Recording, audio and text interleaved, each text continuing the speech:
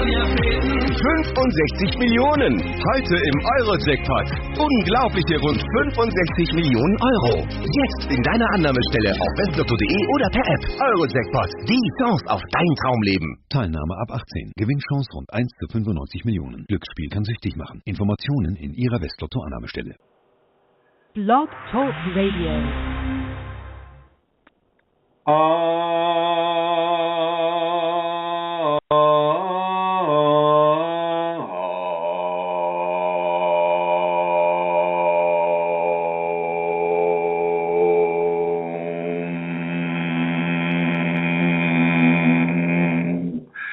Hello everyone, and welcome to this conversation about your Kundalini Awakening experience.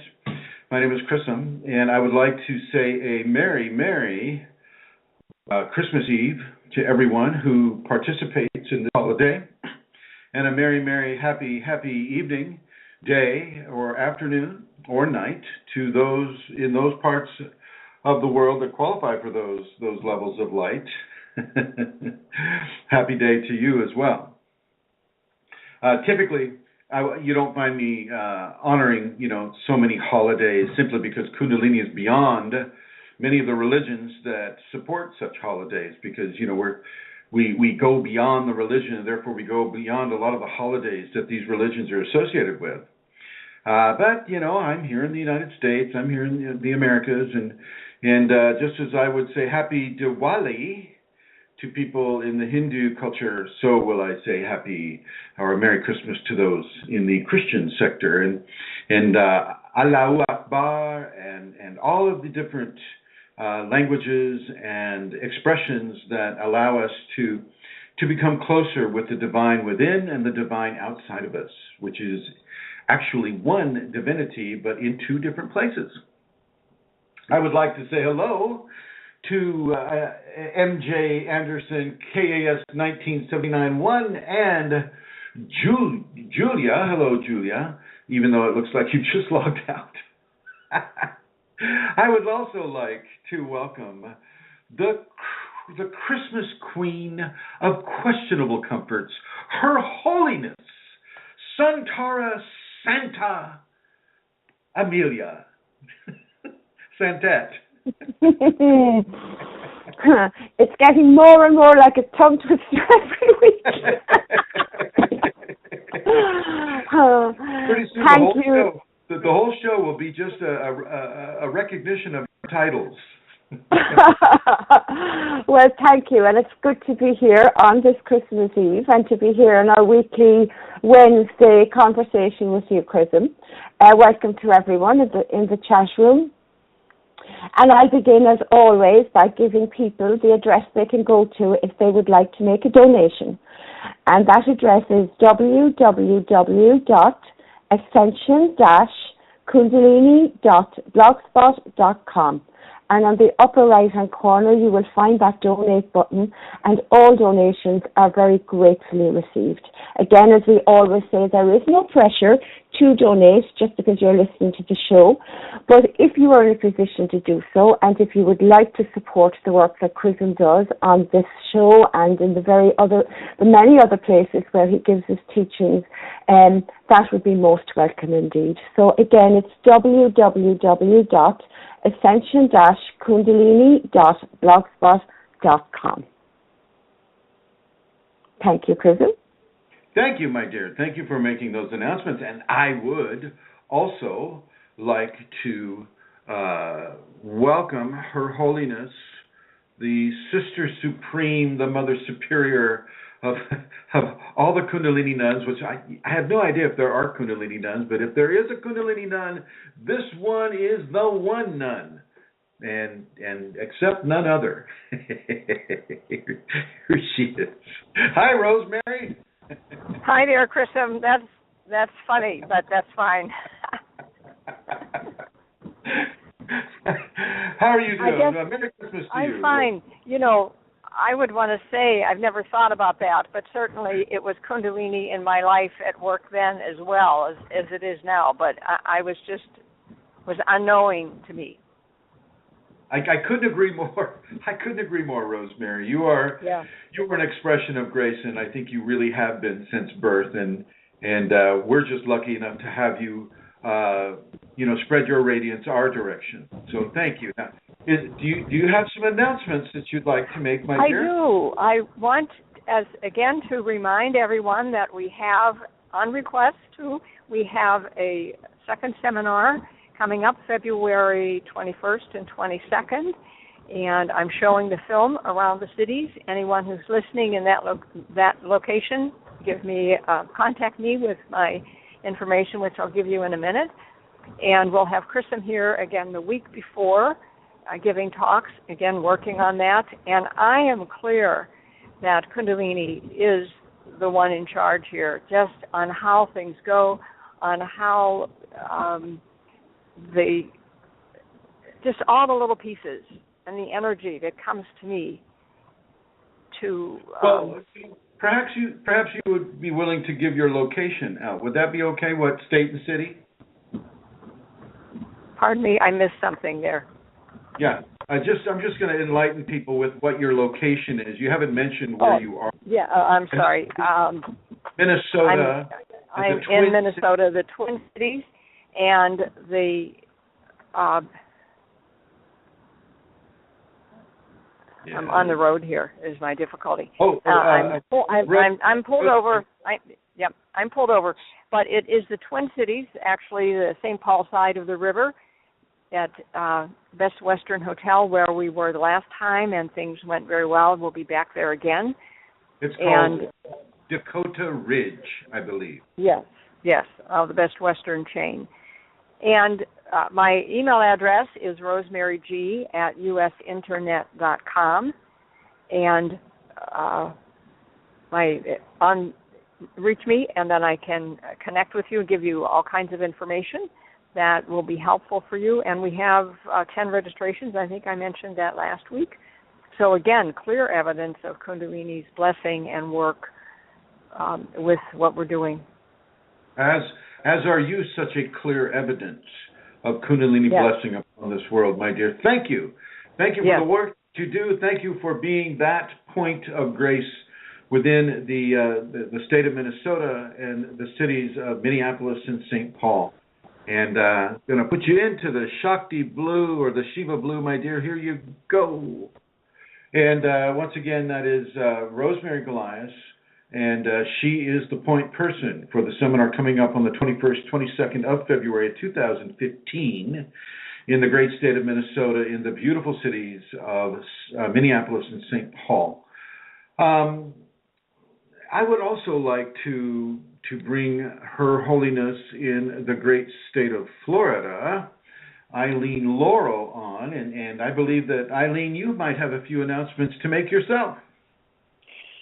Well, I would like to say, are you going to be talking to Elizabeth about the Washington seminar? I don't see Elizabeth here, my dear, but if she were here, then yes, of course, I would talk with her about it. Okay. Can I mention that one? Is that all right? Please do, yes. Okay. There is a seminar being held in Port Townsend, Washington, the state of Washington, and it's May 9th and 10th this new 2015. And Elizabeth Gonzalez is the person to contact, and I don't have her email at this time, but you can contact me and I could give you the information, or she is on our Facebook groups. And then the other thing that I wanted to mention is... What is your email, Eileen? My email is eloro55@yahoo.com. eloro55@yahoo.com. Okay, thank you. Continue. And then the other thing that I want to mention, I am trying to contact people who live in Florida who belong to the Kundalini Awakening systems groups, and I'm really interested in trying to put it together a seminar to bring Chrism to Florida. We don't have a date yet. It may be at the end of 2015 or early 2016, but people in that area on the East Coast can let me know if they're interested, and especially people in Florida, because I really would like some help. Florida is not as large a state as some of the states, but it is very long and a lot of miles. So beautiful state, full of beautiful people. Well, yes, and that sounds like a good possibility there. So, yes, anybody who is living in the great state of Florida, please contact Eileen Laurel at eloro55@yahoo.com, and I would love to come to Florida and give another seminar down there. And I want to thank you, Eileen, for all the hard work that you're doing here and have done and continue to do.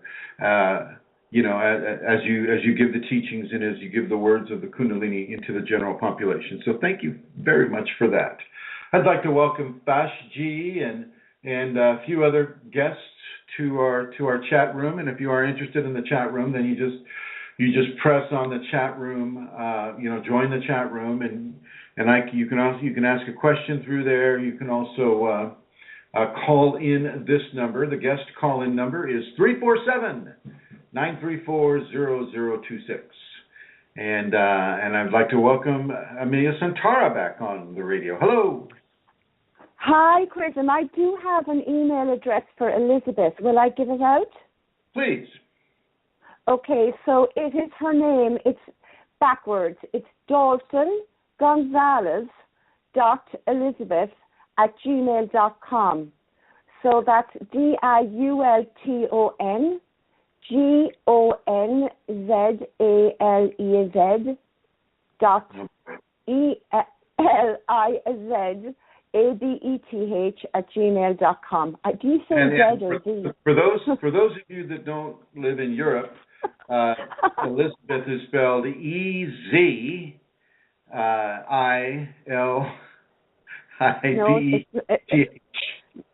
I'm spelling it correctly. Here's the thing: we don't use Z, and we don't use for A. We use I. We use I for I, and so it's a little different. And so what I'm going to do is we'll announce that one again later on. Hope maybe she will sign on at that time too. By that time, sometimes people are a little late. I know that she's been out hiking today, so we'll see if she's able to make it in. But I'd like to thank you for that, Santara. Is there another scenario that you'd like to introduce right now? No, Chrism, that was it. What you say, Z instead of Z? Z, yeah, Z. And instead of A, what do you say? We say A, not A. A. Okay. Yeah. And it's not I either. AYE. What is it? What is it? It's A. We'll get into these syntax things later on at another time. I would also like to introduce to people other places where this information that we're about to give can be received. One is www.KundaliniAwakeningSystems1.com, and that's the numeral 1.com. You can also go to Kundalini Awakening Seminars, all one word, .com. And once again, KundaliniAwakeningSeminars.com. And you can also go to any of the Facebook groups, Kundalini Awakening, ! Kundalini Awakening Systems 2, Kundalini Awakening Systems 3, which are all on Facebook.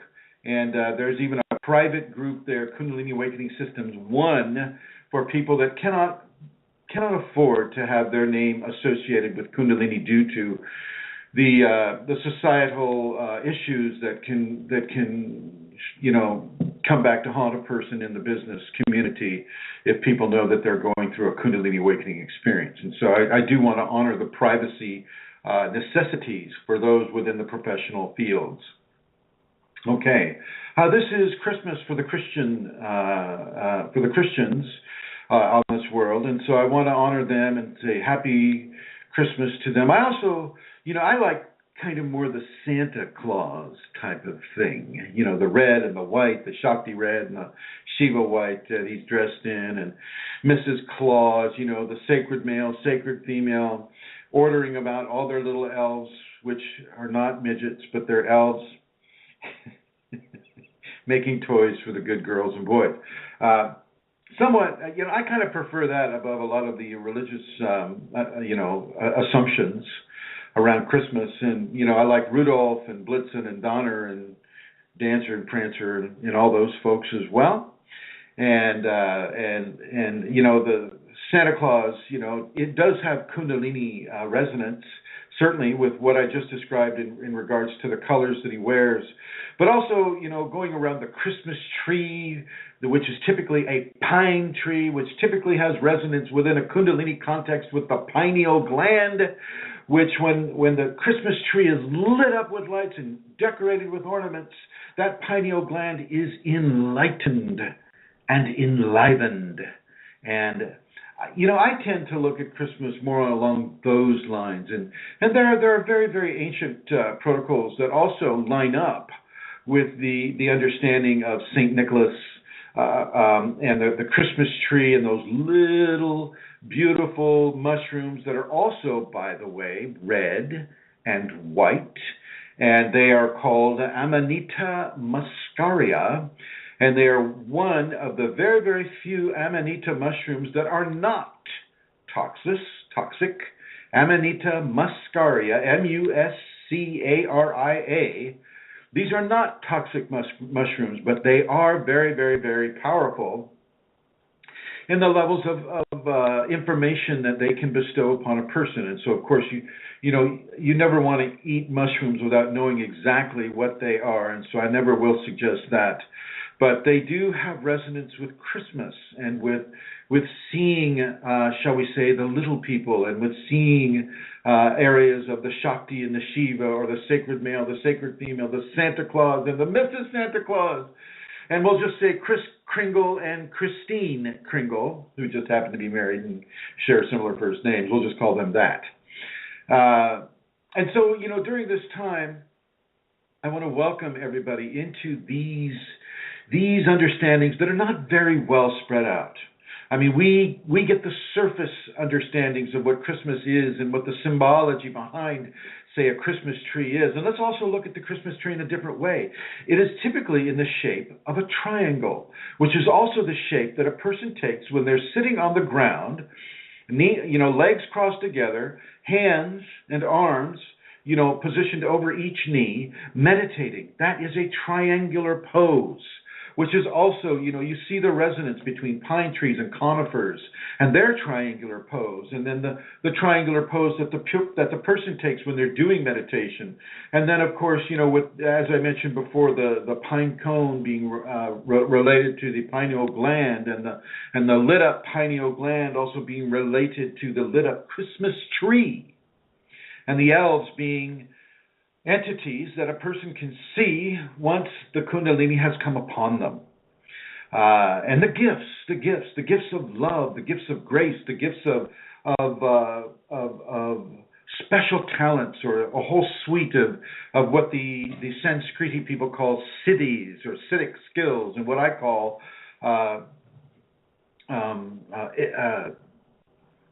supernatural skills that come with the Kundalini Awakening, such as telepathy, clairvoyance, clairaudience, psychokinetics, healing, merging with the divine. And these are the gifts that come with that awakened pineal gland, which is also that Christmas tree, which is also what we're about to celebrate tonight on the West Coast, in which Amelia Santara is almost there right now. She's just, oh my God, it's almost Christmas.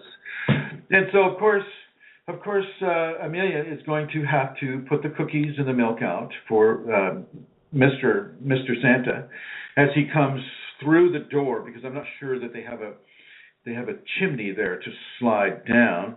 And it's interesting, don't you think, that Santa Claus slides down the chimney. If you look at the chimney in a house, and a house as symbolizing a person, well, the chimney would be the Sushumna, or the spinal cord of the individual body. And the sacred male does indeed come down from the top, down from the multiverse, down from the cosmos.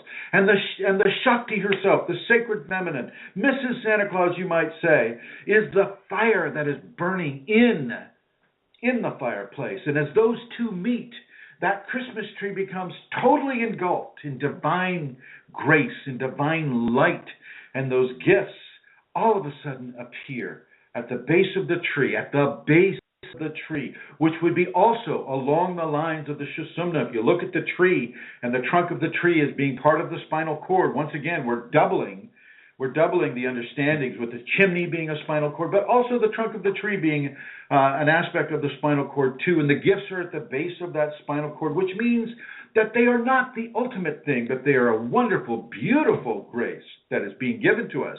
The ultimate is what often people put at the top of the Christmas tree, which is an angel or a star or some really beautiful ornament. The best ornament goes at the top of the tree.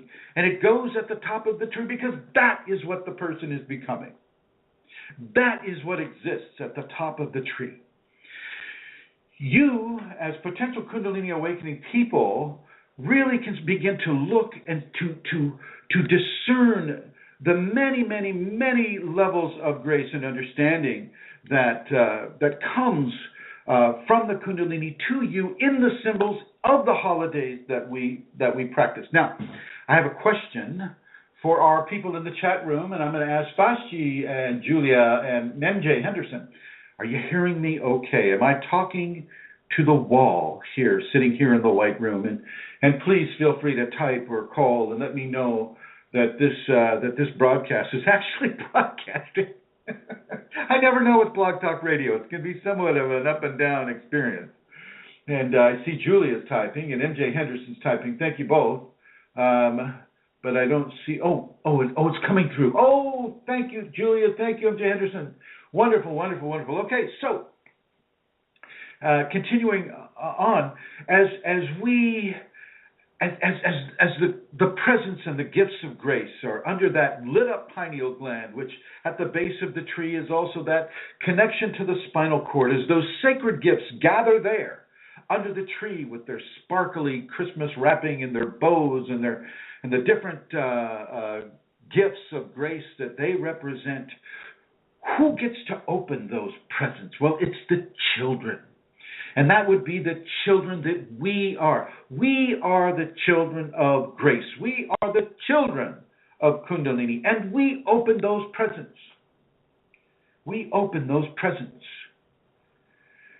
And the one big difference between the presents that you might find, under a tree, say in Minnesota right now, which would probably, include like computer games or, a new kind of hair styling iron that does something to the hair, or a game, or a doll, or a toy. The gifts of grace are a little different in that they are there to serve others. You get to learn how to use them, but they are not there to just collect the dust within your own house. You have to give that grace to other people. Just like Julia. Julia is this amazing acupuncturist, and she's looking at setting up a community acupuncture clinic in the great state of Minnesota, in the lovely Twin Cities. And this is an example of what I'm talking about. You give the grace into the populations. You give the grace to others. You don't hoard it. It doesn't go in your personal little toy bin. Okay? Yes, you do get to play with it. But you have to learn how to share. All right? You have to learn how to share. We are given the grace of the gifts from the Kundalini. We're given definite graces, but we must use them in the service of others. And this is very serious. This is a very real deal. Okay? So within that understanding of Christmas, let me expand it even further. Because it comes in the northern hemisphere, it comes during the winter time, and in many of the places in the more northern hemisphere, like in Toronto, where I just was, absolutely amazing, beautiful city, and I'd like to thank Kent and Eduardo, for his beautiful hosting and taking me around and up the big tower and all that. Wonderful city, snowy there, snowy, not as cold as I like it, but it's cold, I guess, for some people.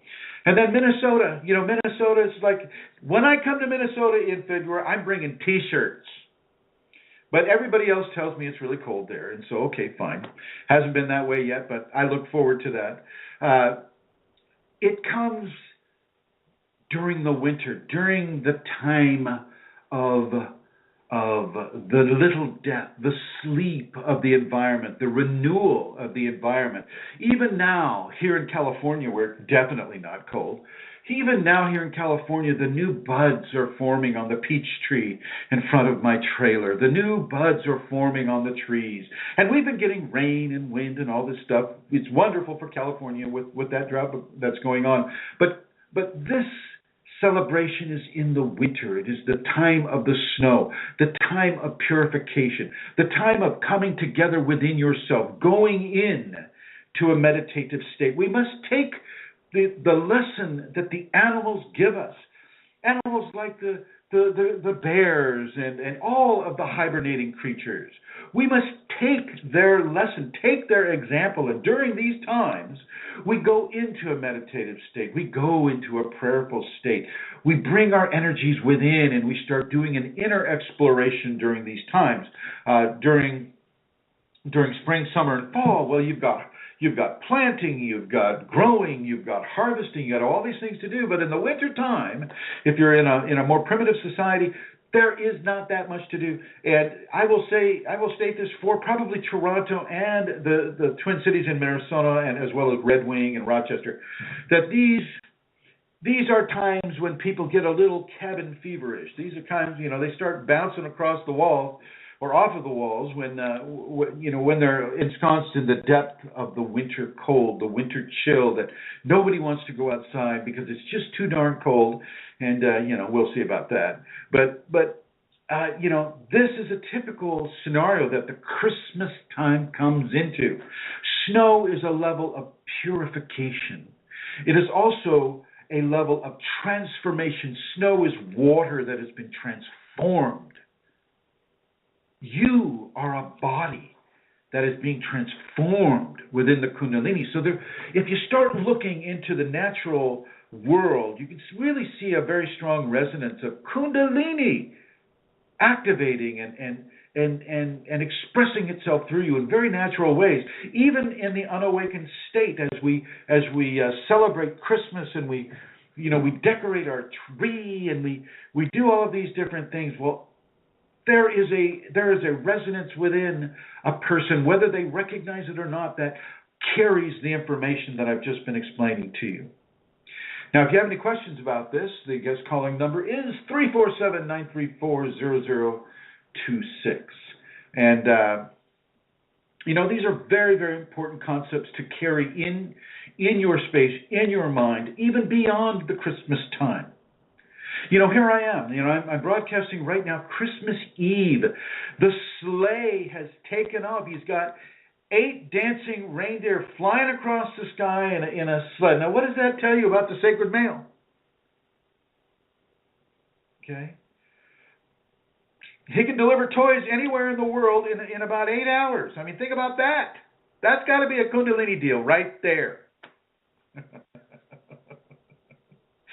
And even though, the milk and cookies are left out there, just make sure they're gluten-free and that they're, low-fat milk, because, he's got a weight problem. But that weight also signifies, abundance. That great girth that he has, resembles abundance. You don't get a great girth like that if you're starving. Excuse me. Take a little sip here. Oh, yes, okay. So the snow outside represents that great silence, that death before the rebirth occurs, that the death of the leaves that you see floating around you in the wind, the death that is a form of rebirth, just like people when they die. The body becomes that leaf, but the rebirth is taking place at the same time. Okay. We are reflections of the natural world, and the Kundalini is teaching us that in very, very subtle and and profound ways, but in ways that we as a society have not been instructed in our schools, in our colleges, in our science, in our religious institutions. Okay? What you see in a classic Santa Claus type of scenario, or Saint Nick, with the little people and the mushrooms and the triangles and the pineal gland and the pine tree and Mrs. Claus and the chimney and the fire at the chimney and the Santa Claus sliding down the chimney, the 8 reindeer on the roofs, all of this is a lesson in Kundalini consciousness. A lesson in Kundalini consciousness. And I haven't covered the reindeer yet, so of course I will cover the reindeer right now. With Kundalini Awakening, wild animals are not afraid of you in the same way that they're afraid of those who are not awakened with the Kundalini. They can see Kundalini. They can understand Kundalini. They know that you have what they're striving to become. The only difference between a human person and a wild animal is the humans have cloistered themselves away from the natural environment. And so even though the DNA and the cellular structure in a human being yearns for divinity, calls out for divinity, is helping a person develop themselves towards a divine nature, which is towards a Kundalini awakening, life after life after life after life, the animals already know it. The animals already know it.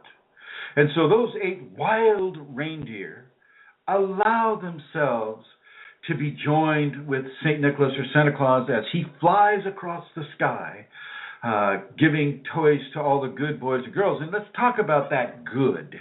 Let's talk about that bad. Well, in a Kundalini context, that good and bad is all about behaviors. Have you been compassionate? Have you been forgiving? Have you been tolerant? Have you been patient? Have you been diligent in your work and supporting yourself in a positive way, supporting your family in a positive way, supporting complete strangers in a positive way? How have you been behaving in a Kundalini context?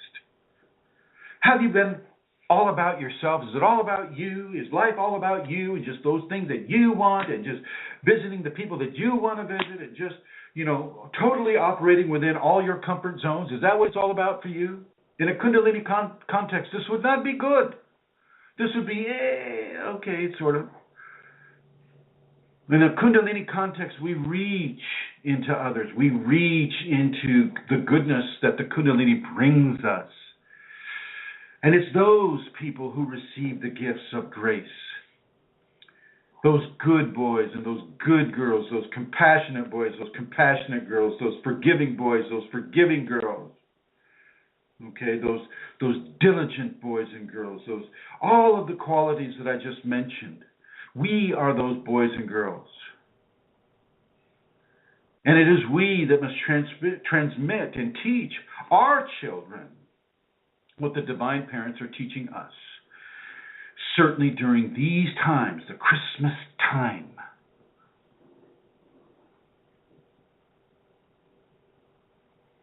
Okay, all right. Now I'm going to open the floor to Her Holiness, if she is there. Yes, she is, my dear. Santara, come on board. What have you got for me today?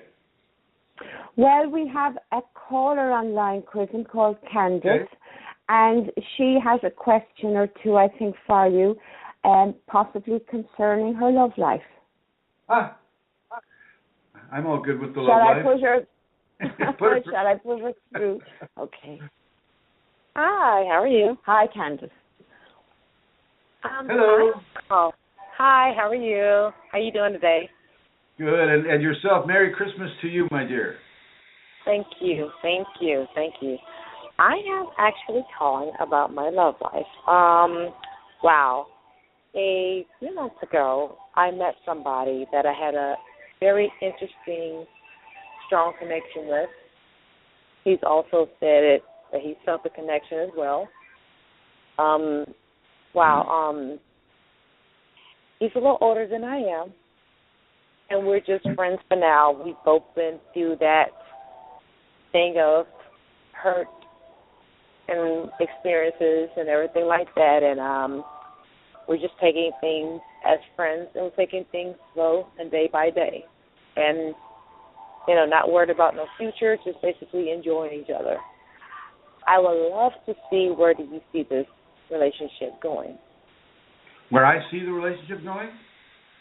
Yes. I think it's going just well. I would suggest you continue along those lines. I think you seem very, very compassionate and conscientious of each other. You both had a history that involves some teaching and probably some painful teachings for both. I don't think that the age difference is really important at all. Love is love. I don't care if you're 80, and I don't care if you're 8.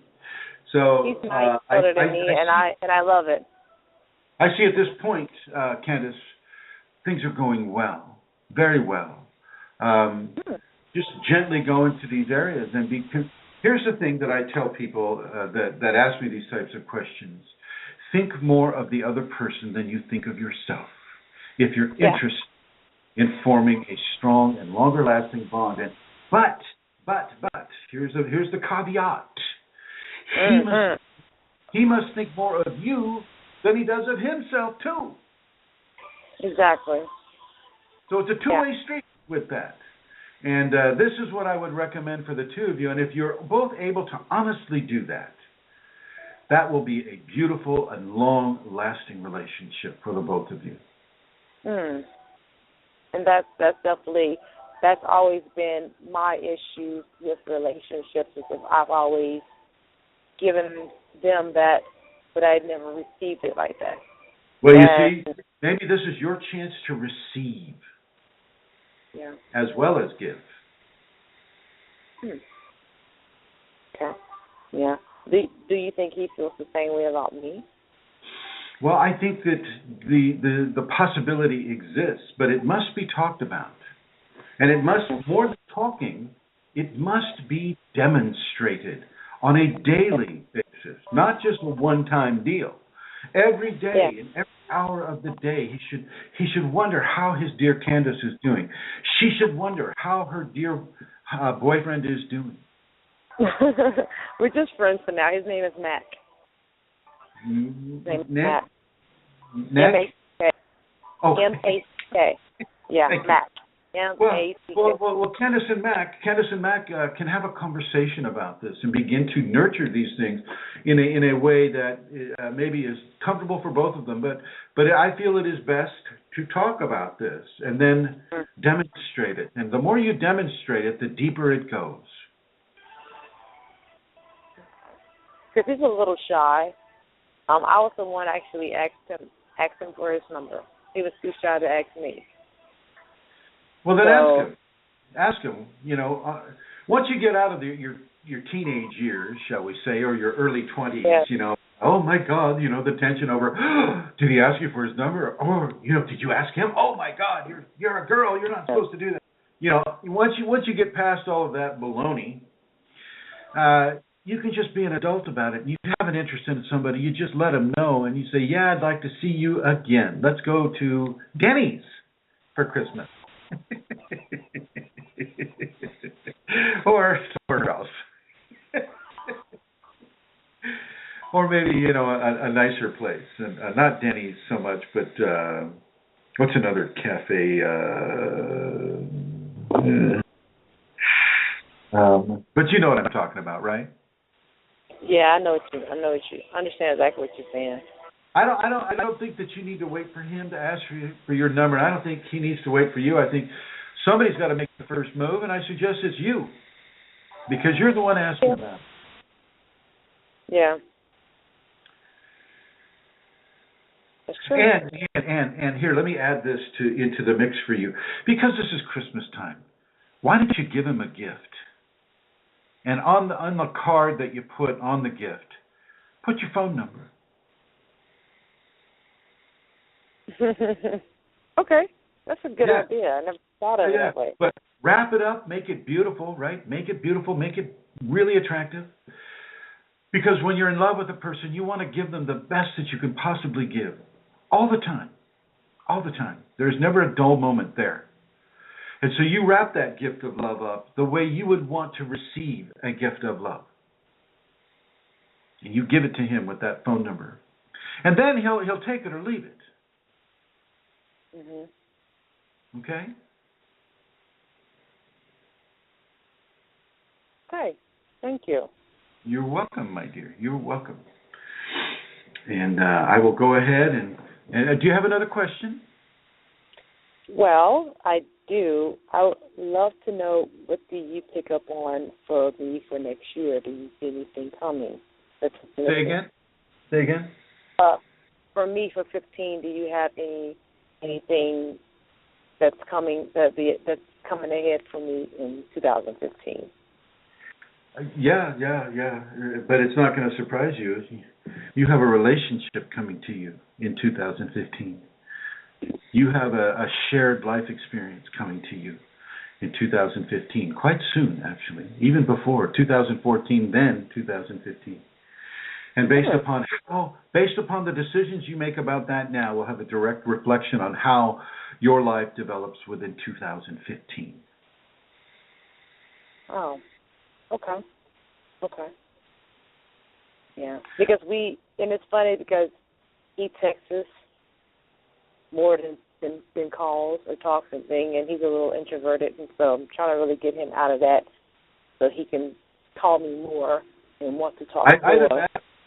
Either that or you can just text him really, really good texts so that he'll want to see you more than just read you. Yeah. Give him that gift. You give him that gift, and it takes it out of the range of the cell phone. Give him the gift. Give him the number. Give him your address if you trust him and you're interested in him. Give him every opportunity to gently, on his own, step forward. Okay.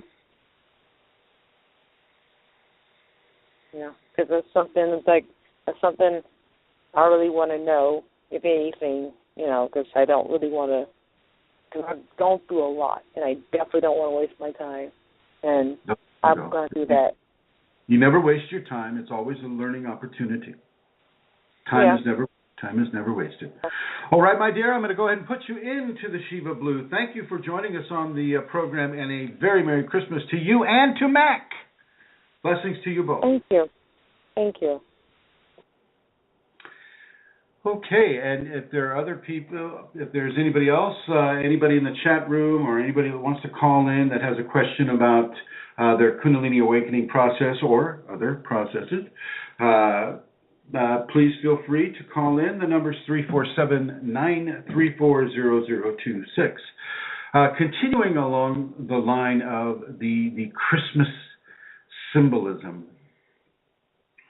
And this takes me into the Sanatana realm, or the ancient Sanskriti realm, which is the one of the root races, or one of the societies that occurred on the Indus Peninsula, or in India, which is where we get the word Kundalini itself.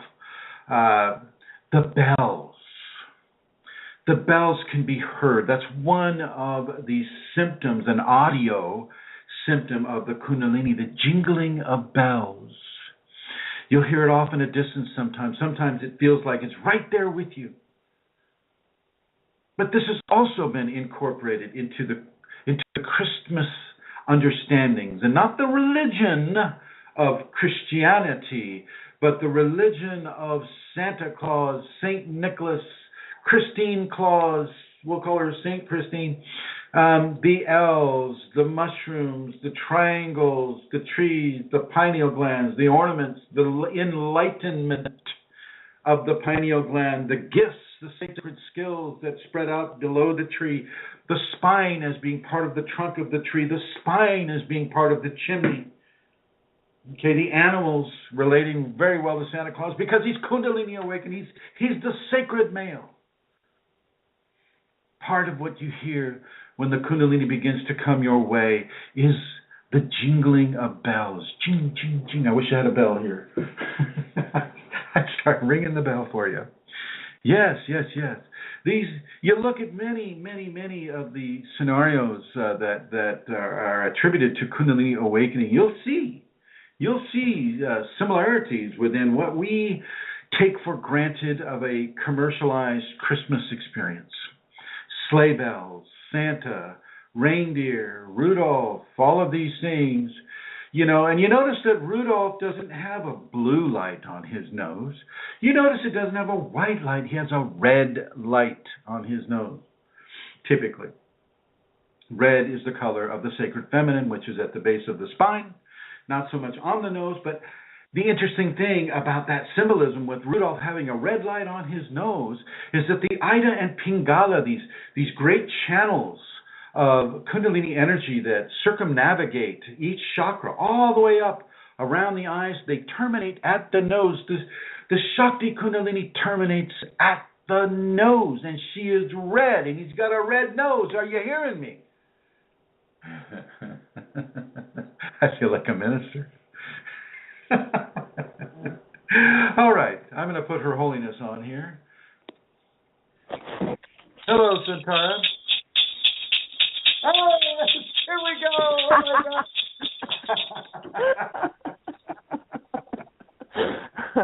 Nicely done. Thank you. Okay. Before you come into any of the questions, do you have any comments that you'd like to make here? Because you live in the land of the fairy. You live in the land of the elves. You have seen these creatures in the county of Kerry, in the kingdom of Kerry, in the country of Ireland. What are your comments on this? I have none.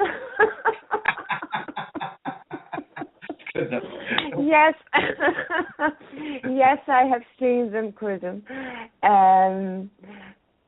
In a Kundalini, no, I have no comments. I have. Now I understand that you're getting over a flu-like cold. You still have a cough, and so I don't want you to worry about that a little bit. Just cover your mouth. Try not to cough into the mic. And I'll be easy on you. Just go ahead and ask the question once, and then go into the blue, okay? Then I'll ask you to come back, and then, that type of thing. Okay, Chrism. So there's a question here, and it is, what does meditating on the chakras mean? And is it something I should be doing to awaken my Kundalini? Well, yeah, you can meditate on the chakras. Chakra breathing is a form of meditating on the chakras, but it's also an action upon the chakras. Meditating on the chakras is basically beginning to give your ego body, your subconscious, in the Huna terms, your Unihipili, your little self, your child self, an understanding that, one, chakras exist, number one, and number two, that when you focus on them or when you feel them in a meditation, that they are there and they can be felt, they can be interacted with. You don't necessarily want to do what many of the New Age people say, oh, you got to clean your chakras, or oh, you got to balance your chakra, and oh, your spin here is off and your spin there is off, and no. The chakras know what they need to do, and they don't need a human ego to come in and start screwing around with things. Now, by meditating on the chakra, meditating on the Muladhara, the first chakra, well, then you're meditating basically on the chakra that houses the Kundalini. And if you want to have a Kundalini awakening, and this is something that you're prepared to have, you have a teacher, you have everything kind of in place, and you're ready to start to walk this tremendous path, this tremendously beautiful path, well, then go ahead and do your chakra meditation. It is okay. It is all right. I would suggest you only do it up to the throat, but I know a lot of the people are going for this third eye activation, and I would counsel you not to do that. And certainly do not do certain breathing techniques within a chakra meditation, such as breath of fire, which it seems every yoga studio wants to have you do right at the end of your yoga session. Very unfortunate instruction that is.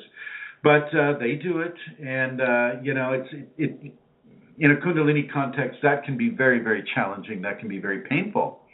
And so we don't need to storm the gates of heaven by practicing a breathing practice in the context of just being healthy. just going to yoga and then doing Vistrika or breath of fire, within your chakra meditation. No. But if you just want to just, meditate on the chakras, that's great. You've got the base of your spine, which is typically your tailbone for most people, unless it's been broken off or something like that. And then you have the second chakra, which would be about 2 inches below your navel.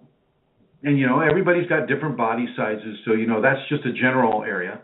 The third chakra would be right below the xiphoid on a person, which would be right at or slightly below the solar plexus. And, of course, the fourth chakra is right in the middle of the chest,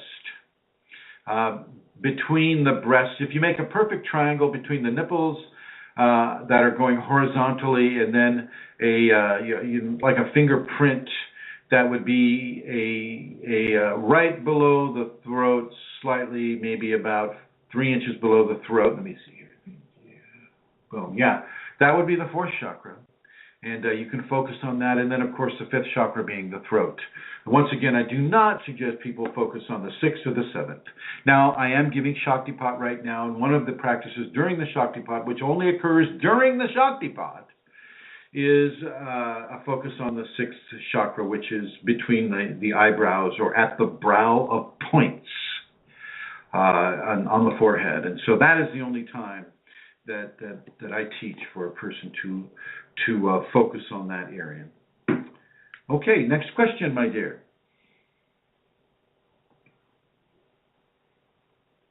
Amelia, hello. Sorry, it's slow tonight, Chrism, isn't it? So they're going from the blue to the red. Okay, next question. Yeah, you were speaking there, about if you have everything in place and you're ready to walk the beautiful Kundalini path. But the next question says, why are some of the Kundalini symptoms so similar to serious illnesses like multiple sclerosis, MS? And this frightens me, so why would I want to invite that possibility into my life? Well, the similarities, say, between Kundalini and multiple sclerosis aren't really there, but the similarities between Kundalini and, shall we say, multiple personality disorder are certainly there. And why would you want to go into a path that resembles some of these terrible diseases like Tourette's or multiple sclerosis? No, I'm not quite sure where they're getting that, except maybe phantom pain. If you look up what multiple sclerosis means, there's not a huge Kundalini connection with that. Let me ask Julia. Julia, in your understanding of multiple sclerosis, do you find Kundalini context within similar symptoms? And you can go ahead and write that out if you're okay answering that question. But yeah, why would you want to have Kundalini if it looks like that? If it's a possibility that could occur. And let me ask you this: why would you want to fly in an airplane? Because it might crash. Why would you want to drive a car? Because you might get in an accident. What level of safety do you require in order to live your life in a comfortable way? There is no guarantees with Kundalini. Absolutely no guarantees with Kundalini. You're going to have some sort of phenomena. Typically, it happens. More than one. And if that frightens you, don't go near the Kundalini. If you just want to live your life and have a nice life, do your job, raise your kids, whatever, die, that's fine. That's fine. But if there is something within you that is yearning for more, well, that's different. Now, Julia answers, no, not really. She says there can be weakness and numbness with MS, but also there can be heat and sensory changes. So maybe with that there might be a parallel. Well, there you go. There you go. Thank you, dear Julia, and welcome, dear Julie, Celestial Rubies. And so yeah. With MS, I don't really see that much. I mean, sure, maybe some transient temperatures and some numbness, but not full blown MS, not full blown ALS. Sure, you can have, if you start seeing entities and the entities are talking to you, though, boom, you're slapping yourself right into what the MDs would call a schizophrenic type of scenario, which it isn't, but there's similarities there, right? Schizophrenia, people are talking to themselves, they're talking to entities, and they're allowing entities to make choices for them, which are typically bad choices, and so they end up in a psych ward. Well, why would you want to go to Kundalini if that's a possibility that you can converse with discarnate intelligence that is not necessarily nice to you? There's no guarantee that this won't happen. Neither is there a guarantee that it will happen. To some degree, you're just going to have to trust the inner divine within you to give you the experience that you want to have, or that is best for you to have, so that you can learn, so that you can grow, so that you can mature. You can get past your fears of what if this. You get past the fears of what if. What if? Every time I get on a plane, I put my hand on the plane and I feel the entire plane. And I fill it with, niceness. I don't have that what if. I just have that yes, I will do this. I will grace this plane for everyone. You get out of the levels of fear. You don't need that fear. What if I go into the wild and I get poison oak? Should I not go into the wild then? Should I? Wow. And if I'm picking blackberries on a beautiful summer afternoon, and what if I get scratched? Oh my. Well, okay. I'm not going to forget about the blackberries this year because I don't want to get scratched. Forget about walking in the wild because I don't want to get poison oak, or poison ivy, or poison sumac, or whatever it is. Kundalini is not without risk, and risk is part of the deal. But the nice thing about the Kundalini is it gives you guidance. It's just your ego that gets in the way of accepting that guidance, because for the most part, it's going to get in the way of your current comfort system, the comfortable life that you're living, or the comfortable knowledge that you think is true. And if the Kundalini comes along and says, oh, well, even though your mom and dad told you that little tiny people are just part of your imagination, but you start seeing those little tiny people in your room, your Kundalini is giving you an opportunity to expand your knowledge. But the ego in you is going to go, no. Those are not real. I am not seeing this. I'm probably sick in some way. Gosh, where are the pharmaceutical companies when you need them, right? Fill me full of Depakote. Fill me full of Prozac. I don't want to see those things, and I just want to go along with my life the way it's been going. I don't want to expand my horizon. And that's what happens with a lot of people. So there's no guarantee that Kundalini is not without a risk to your current comfort zone. There's no guarantee of that. And I'm never going to pretend that there is. I'm not one of these people that are going, oh, Kundalini, it's just so wonderful, it's so angelic, it's so joyful. Because a lot of detoxification happens with Kundalini. A lot of those detoxifications are not comfortable. You get a rash on your skin sometimes. We have a question. Here we go. Bring it on, Santara. Or not. Muted. Hey, motherfucker. Are you there? Goodbye. There we go. Okay. Thank you. Mother, well, whatever that was. Okay, well, so the scenario is with, and Santara. Yes, Chrism? Query them first, would you please? And I'm just going to take him right off, would you? He's calling back again. Okay. Press the X there. And take him right off, and you'll just have to keep doing it because he's going to keep coming on, trying to get on. Okay, very, very good. All right, so yeah, I mean, I have to tell you, we're open to the public here, so we're going to get the public, and I apologize if that last guest upset anybody.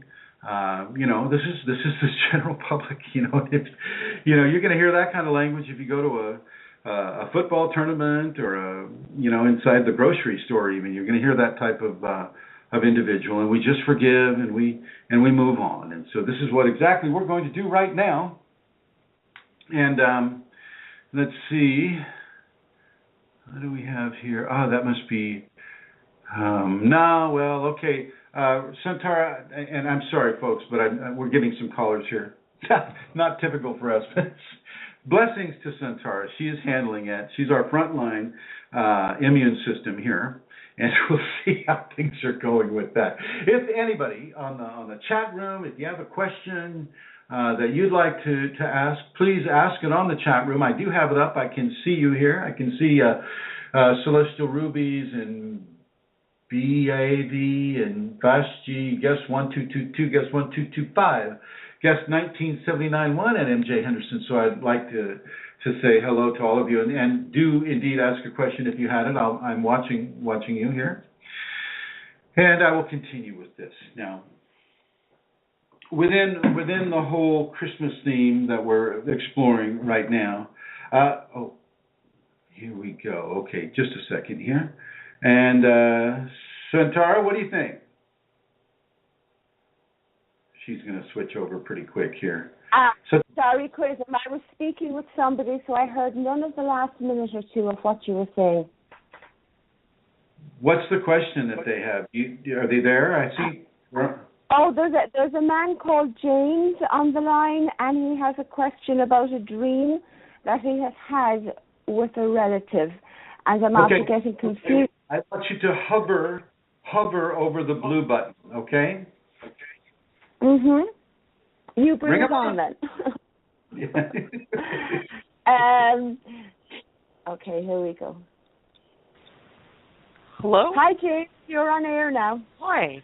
Hi, thank you so much for having me on. Great show, you guys. And Merry Christmas to all the Christian guests out there.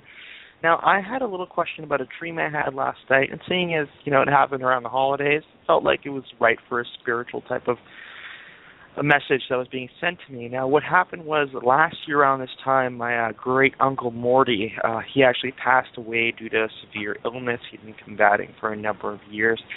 Now, Uncle Morty, yesterday came into my dream, and he told me that this Christmas I should be careful for some reason.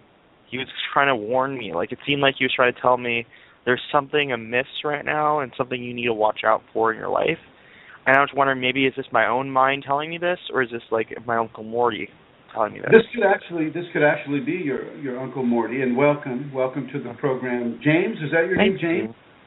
Yeah, my name's James Neal. James, welcome to the program, and a Merry Christmas to you and to your family and friends, and also to Uncle Morty, who may not have a body at the moment, but that doesn't really mean that he can interact with you. You need to really reflect on your life. Where have you been progressing? And look at all the levels of progression that you have been making in your life. And then where have there been some mistakes that you may have been making? Are you is there a chemical imbalance? Are you using a substance that you shouldn't use, or are you inside of a relationship that maybe is toxic to you, or is your work? I think he's trying to warn me about my relationship, if I'm going to be honest with you. There you go. Now I've been dating the same girl for about 2 years, and recently I found out she had a severe alcohol problem. Oh. And I think maybe that's why he was warning me that this is going to get worse before it gets better. I'm not sure. Well, here's some of the issues I have with alcohol, which are not few. If people get behind the wheel and they've had too much alcohol, families can die. Mm-hmm. Families can be destroyed. Well, luckily she doesn't drive, but... Yeah. Well, you can be destroyed. That's what decisions can be made that can severely disrupt your life. And you've been seeing her for 2 years, and this is the first that you recognize you may have an alcohol problem? Well, the last a month, I noticed that I smelled something weird. Like a month ago, I started smelling something weird coming from our garbage. It smelled like vodka. I was like, I don't drink anything. I'm an occasional smoker. I have a joint now and again, but I haven't drank in 20 years. So I went into our garbage bin and I saw that there was some, the little couple dollar bottles you buy at the convenience store, or at the liquor store as you're making your way out, the small ones. I noticed there's at least 30 of them in our garbage bin. Wow, 30! Wow. I swear, there's 30 of them, and I was kind of mortified, to be honest with you. She should just get the quart size and yeah. I mean, yeah, obviously our money is important, but I mean, more than that, she's hiding it from me. Clearly, I mean, she's getting the smaller size to hide it from me because she had the big bottle around. I mean, I would notice, Well, James, I think that it's a very clear indication for you to begin to find a way to balance your needs within the relationship with her needs to maybe get over the alcohol issue. You may need to make some changes in your life. And it just seems fitting. It seems really fitting that Uncle Morty would be telling, because Uncle Morty, I have to tell you, my relationship with him was very special. We went back, many, many years, and he is my uncle technically, but he's only a few years older than me, right? It's a weird family sort of a situation. And Uncle Morty, he was a big time drinker for a couple of years there, and he got into the harder stuff eventually. He got into the that's kind of what led to his disease that he got, is what he continued doing the heroin for many, many years. And I helped him stop. I got into rehab. I got him there, and I gave him a few more years, I think, in his life, and I think that's really important. And the other thing Uncle Morty told me in my dream was to he said to really watch out because the CP train was coming, and I have no idea what that means. Do you have any idea? Say again, the what kind of train? The CP train. I don't know what it means. I have no idea what it meant. It was just so weird. Just a second. Let me get my headphones on here because the enunciation isn't coming through. Just a moment, please. Yeah. Let's see here. These are these. Yeah.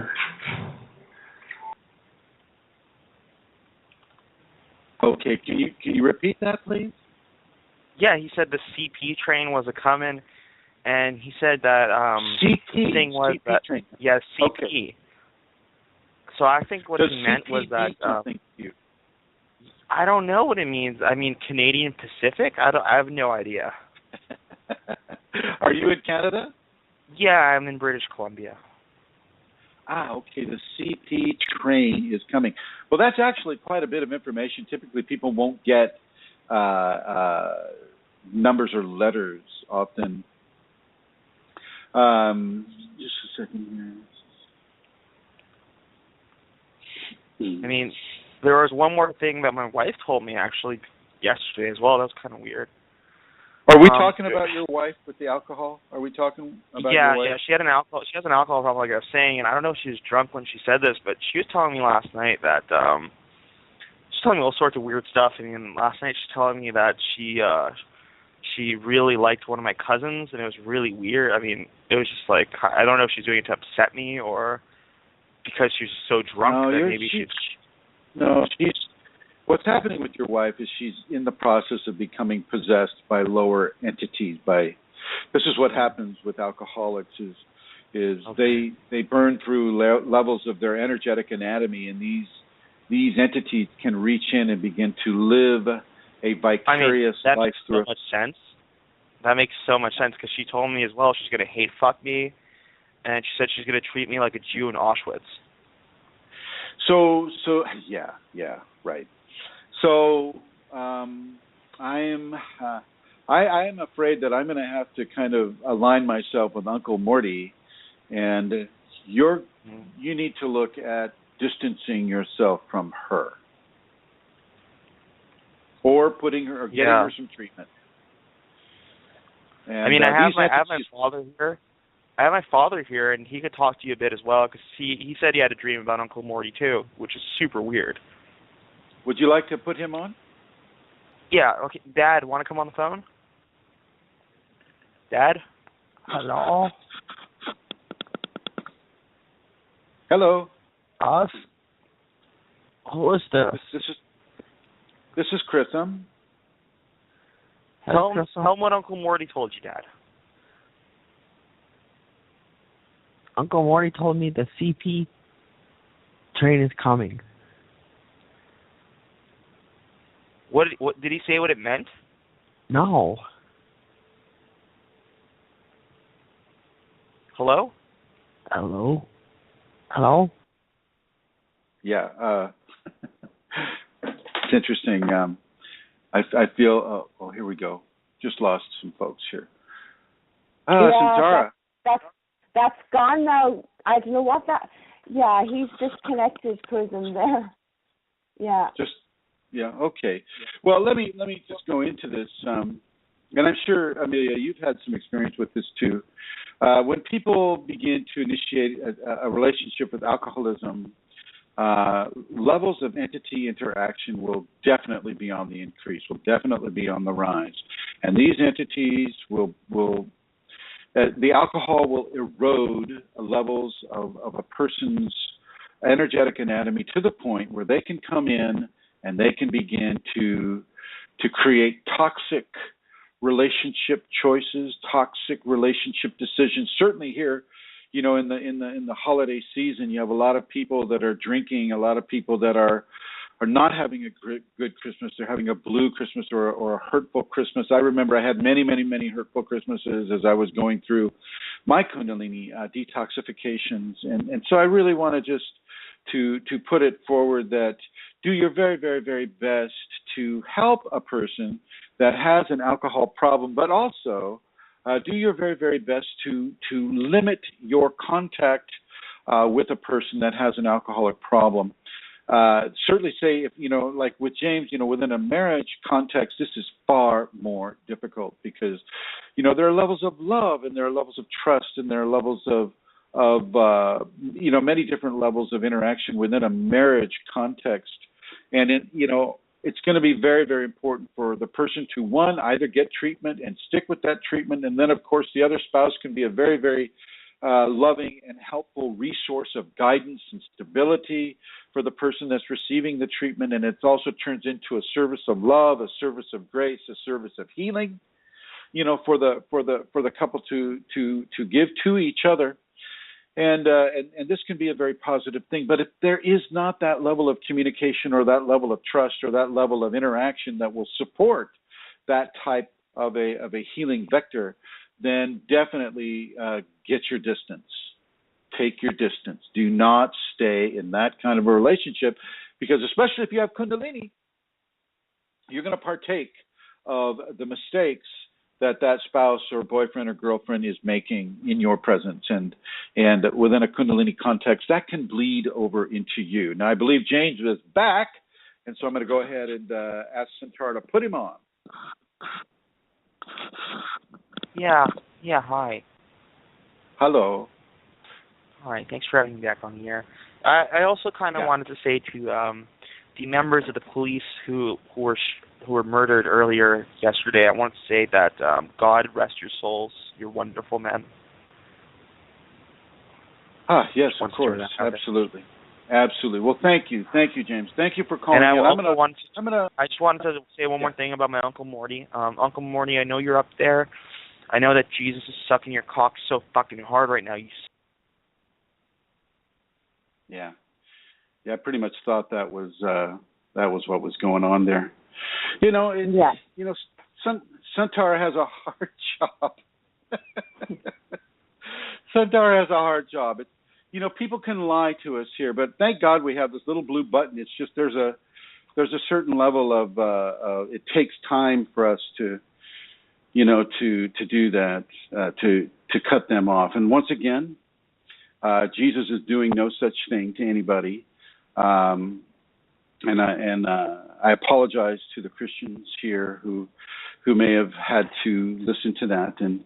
And it is in no way reflective of anybody's feelings except for that one individual. And, I was just getting this weird Uncle Morty thing.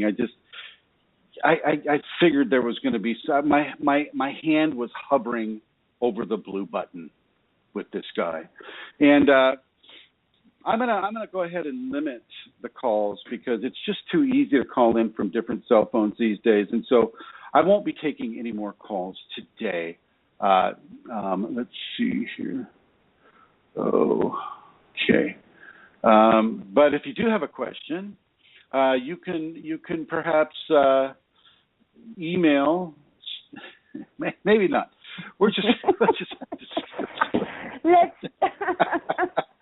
Let's leave it at that. Let's just leave it at that. Julie, I think it was his dad. As soon as I heard his dad talk, I knew it was his dad. Oh no! God. Yeah. My apologies, everybody. Chat room people, Even so, though, Chrism, the actual topic and what you actually gave there as a teaching is very valuable, because that, in the context of somebody who is in a relationship with somebody who is an alcoholic, and in the context of somebody becoming possessed when they are an alcoholic. So, some good came out. Yes, I agree. Celestial Rubies, she also makes a comment. She says, I was in a similar situation. My ex-husband was an alcoholic, and I believe he was also possessed at times, especially when he would abuse me. And, absolutely. This is so common in our society. And I'm sorry, Celestial Rubies, that you had to deal with that. Seriously. I'm going to take off these headphones. Oh, my gosh. So I hope you can. Santari, can you hear me okay? Hello. Yes, you're fine. Yes, Chrism, the sound is good. Thank you. I'm going to go ahead and turn this thing up again. Wow. God, the one time we get callers, we get those callers. I think actually both callers were the same person, different phone. Yes, they were. I think we do quite well, all things considered. All things considered, yes. Celestial Rubies, absolutely. I couldn't agree with you more. And these people who do get possessed, they become very, very apoplectic. I mean, very, very enraged at times, and they're not able to make clear, conscious, concise decisions because so many different entities are pulling them one way, pulling them another way. Alcoholism really is a brutal incarceration of a soul in situ of a body. I mean, you become imprisoned in your own body, and it is very, very difficult. And I know that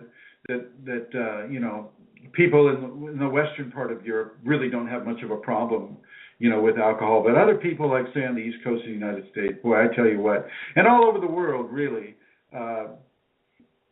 People that abuse alcohol will really become abused by alcohol and by the entities that come through alcohol, not to mention what it does to your liver. So during these days of celebration and people are drinking and smoking and doing all these different things, really look into levels of look into levels of not partaking too much, certainly not before you get behind the wheel. Let's see if we can take Effie Stoneham off. Ignore, there we go. Okay, so I won't be answering anything from Effie Stoneham. I believe that's the same person. That was on the chat group there. Yeah.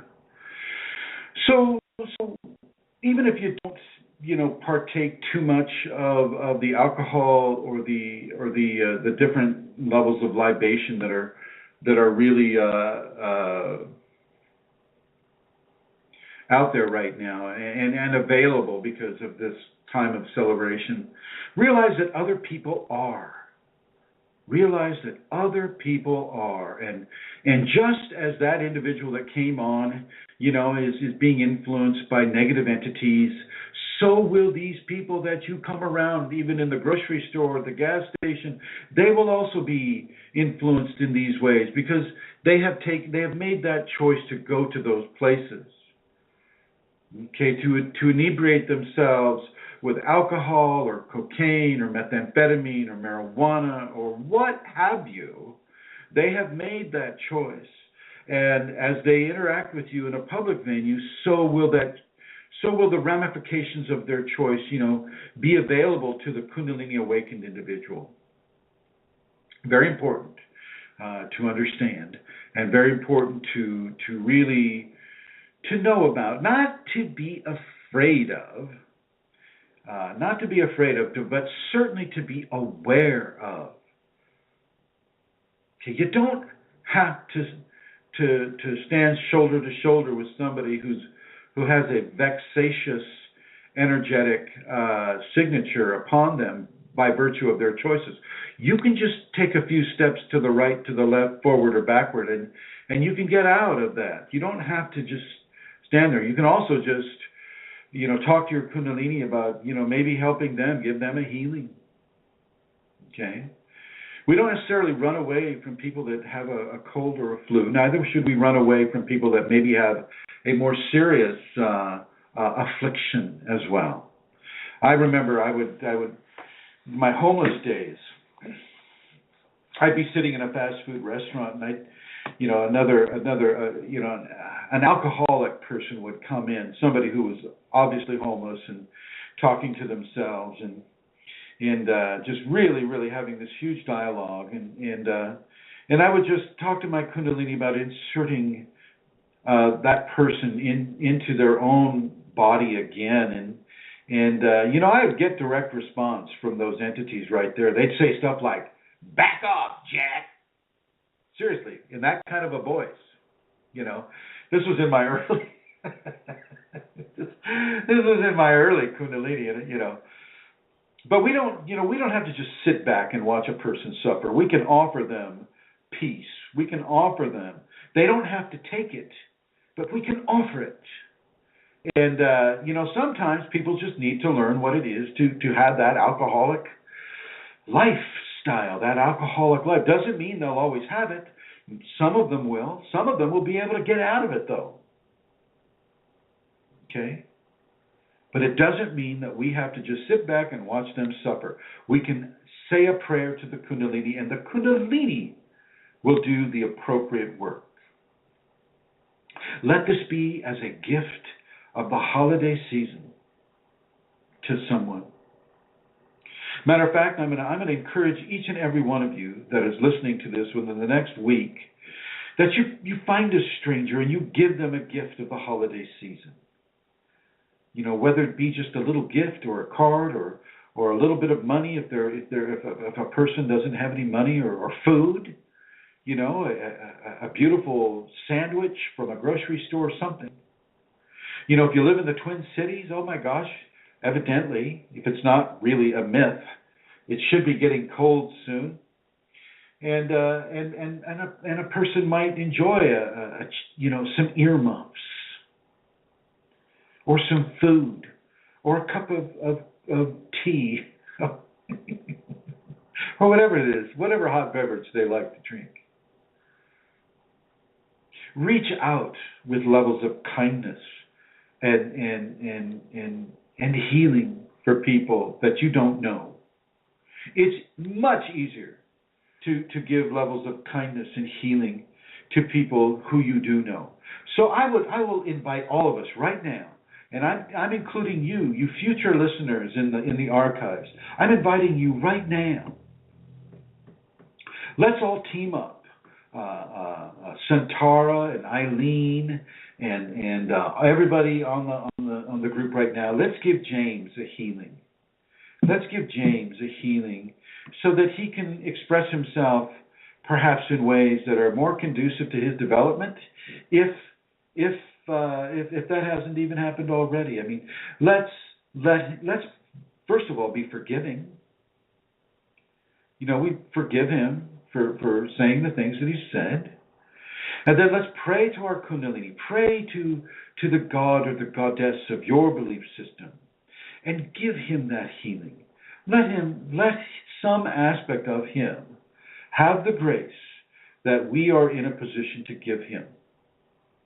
You see, in a way, this James person, it's probably not even his real name, but his James person is really, really a gift for us. He's a gift. He's a way to walk the talk of the safety protocols. He's giving us a gift. Let's respond with that grace of forgiveness. Let's respond with that grace of healing. Let's respond to him in a very positive way. It's not important that he receive it right now, but he'll receive it someday. He'll receive. When he dies and he sees his life review, this comes up in the life review, well, he'll also see what we have done. And maybe that will make a difference in his next incarnation. I mean, there are many, many different ways positive thoughts can help a person, come back into a path, come into an alignment with their inner grace. And he may not be ready for Kundalini's, in this life, but gosh, he called a Kundalini Awakening program. I don't think that was accidental. He may not like it. He said nice things about the police, which I echo. Okay. He brought up a conversation about alcoholism, which I think was very, very helpful, especially during this time of the holidays. Very, very helpful.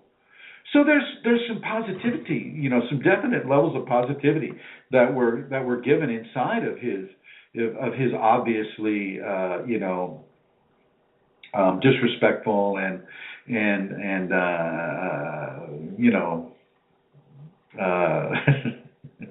disrespectful and, shall we say, irreverent attitude.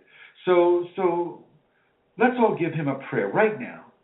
Give that gentleman a prayer of grace for his future and his present.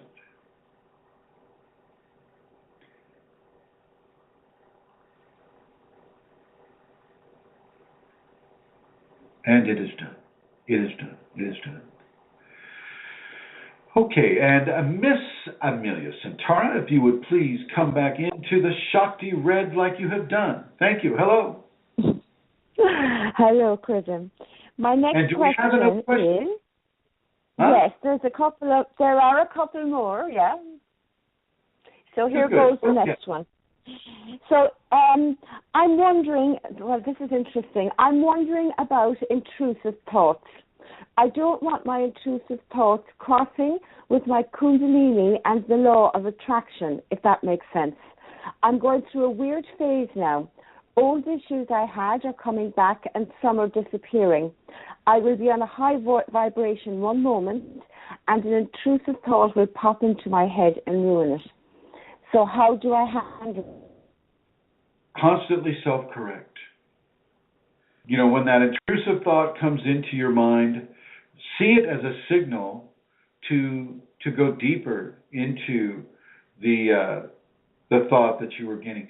Give more attention to the thought process that you want to claim, rather than that intrusive thought. It's a level of mindfulness. These intrusive thoughts are really great opportunities to increase your level of mindfulness within your Kundalini Awakening experience, or even if you don't have Kundalini. These intrusive thoughts coming in. Now, sometimes intrusive thoughts are also intuitive thoughts that maybe you should be paying attention to. And so if that intrusive thought comes in, let's give you an example. If you're a parent and your child is playing near what may be a swimming pool, and you're there in meditation, and all of a sudden you're getting an intrusive thought that your child is in danger. Well, you get up and you find that kid. You see, or they're playing too near the street, or they're walking near a snake, or you know what I'm saying. I mean, intrusive thoughts can also be very, very, very beneficial to an individual, and these can be also given if you're Kundalini awakened. This can be given from the Kundalini. This can be given from spiritual guidance that everybody has. Okay, and so intrusive thoughts are not always, of a disrespectful variety, or just there to try to gum up the works of your meditation. They can be very, very beneficial, but some, many times, probably the majority of the time, they are not intended as a beneficial thing. But you make them beneficial. This is once again, this is the crucible of reversal. You turn it around. You make that intrusive thought beneficial. You let that become an engine for your mindfulness, an engine for your ability to focus on the thoughts that you want to think, not the thoughts that your ego may want to think or an itinerant entity may want you to think. You let it serve as an exercise towards mindfulness. And this will serve you in many, many, many other ways, because as more challenges come down the line for you with regards to meditation, with regards to any of the Kundalini phenomena, the crucible of reversal is a priceless gem of an example and an exercise that can really assist you in your process as you mature spiritually into your inner divine. And if you would, Centaur, please come back on and let me hear the next question. I recently could smell a strong smell of sulfur for a short time in my bedroom. Is this a bad thing, a sign that there is something evil near me? Well, sulfur. Sulfur is actually a mineral from the earth. If you go near volcanic, like we here in California, we have some volcanic areas, like in Mount Lassen. You can walk past an area that where there's a lot of volcanic mud flows that are still active. The mud is actually boiling and coming up, and you'll smell sulfur. Sulfur is actually not good or bad. I mean, is pyrite good or bad? The minerals of the world are fairly neutral. And then certain forms of methane can also have a sulfurous quality. If you're eating cruciferous food in the digestion tract, that'll form gas in the digestive tract. And when that gas is released, well, it's going to smell like sulfur. It's going to smell like, have that rotten egg feel, that rotten egg smell. And I would prefer that you would look at it in those terms. Why automatically go towards the satanic or the demon, or something of a religious quality? Why go there? And if you are going there, why are you going there? What is causing you to go there? Sulfur is a byproduct of a chemical reaction that happens within volcanic layers of the earth, and so it is a natural, it's a good process. Now, because it happens around great heat and great power, like the power of a volcanic flow, naturally, fearful people would, that must be of hell, and therefore they associate it with Satan or Lucifer or something like that. And that's just baloney. That does not need to happen. That is just basically fear-mongering. Okay? You choose to look at the level of that scent in a positive light, and if it's of a negative quality, it will go away. Okay, you make the choice on how you want to interpret this phenomena, and if you choose to be afraid, well then boom, there's a great opportunity for fear. If you choose to be amused, well, boom, there's a great opportunity for amusement. You can say, well, if there's an entity in the room, obviously you've been eating broccoli. And broccoli must be good for spirits too, because here we are, smelling your smell. So, there are plenty of opportunities for a person to really make their choice on how they want to be, how they want to feel. And once again, look at this as an opportunity to choose the programming that you wish to be a part of. An opportunity to go out of fear. Go out of fear.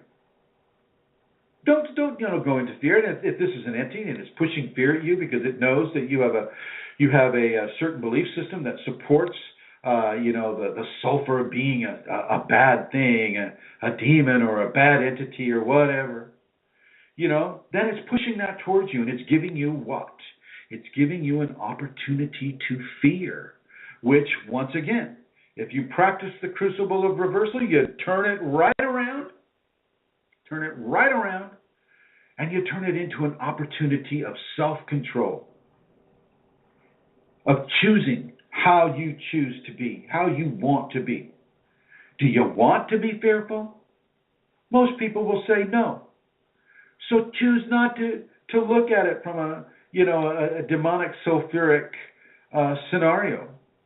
Look at it as, wow, somebody ate some cruciferous vegetables, or wow, maybe there's a volcanic vent somewhere, or wow, this entity obviously is trying to get me to fear, and so of course I'm not going to fear, and I appreciate the opportunity that this entity is giving me to choose my own behavioral destiny, to choose my own feelings and emotional destiny.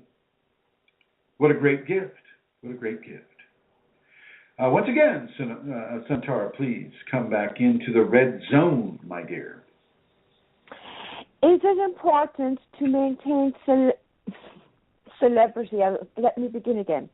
Is it important to maintain celibacy during Kundalini Awakening? And if it is, then why? All right. Is it important to maintain celibacy during Kundalini Awakening? Yes, it is. If the Kundalini is giving you the instruction to be celibate, then you must be celibate. If she's giving you the choice, if the Kundalini is giving you the option, okay, we want you to be celibate, but let's see if you can make that correct choice. Well, I'll suggest you make that correct choice and you become celibate. If you resist that instruction, your libido will just be taken away from you. For a man, you just won't be able to achieve an erection at all. You may think things are broken down there, but they're not. That the Kundalini just wants you to save those special fluids for its own use in your transformation. Okay? So often, and so the ancient people would see this. They would see this in their great leaders. It's like, oh my gosh, the great, the big, the head coconut, the big pineapple of our tribe. He's not able to get an erection. That's a big deal because, back in some of the days, the chief of the tribe would have been probably the most libidinous of the tribe as well. And oh my God. He's having this energetic thing, and he's not able to procreate with all the willing women, anymore. Oh my gosh, what's happening? Oh, he's having Kundalini. Wow. Well, then that must mean that we should all be celibate. We should all practice celibacy because we want that Kundalini. We want that enlightenment. So therefore, we're going to make a rule. Here's the new rule. The rule is that if you want to have Kundalini in the context of our belief system, you have to be celibate. Kind of a distortion of what the Kundalini offered in the first place. Once again, this is what happens when an ego mentality, comes into a controlling vector for people. Even of a primitive society, which we still are a primitive society, by the way, even though we have toys like cars and cell phones and iPads. In sexual areas, we're a very primitive society. And so, even within a primitive society, the ego leads us astray. Now, celibacy is a good thing. Celibacy within a Kundalini context is a real opportunity towards mindfulness if this is what the Kundalini is offering you. You don't resist it. You embrace the celibacy. It is a good thing. It is not always permanent within a Kundalini context. It is not permanent. Like many of the phenomena that's associated with Kundalini, it is like a sine wave. It is like that you have your peaks and your valleys, and your peaks and your valleys, and your peaks and your valleys, and within the celibacy, the Kundalini will often remove the celibacy hold on a person's,